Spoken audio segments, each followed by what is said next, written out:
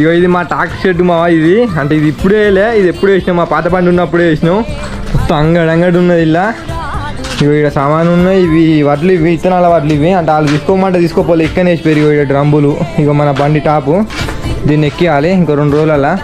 ఇగో దీదేమో అటకంటారు దీన్ని అంటే దీన్ని పర్రకి ఇట్లా అన్నేసుకుంటాం ఇగో ఇక్కడ ఏమో డ్రమ్ ఉన్నది అక్కడ డీజిల్ క్యాన్ మొత్తం పర్రలు మొత్తం అంగడి ఉన్నది ఇగో ఇట్లా ఉన్నది దీని సంసారం అంతా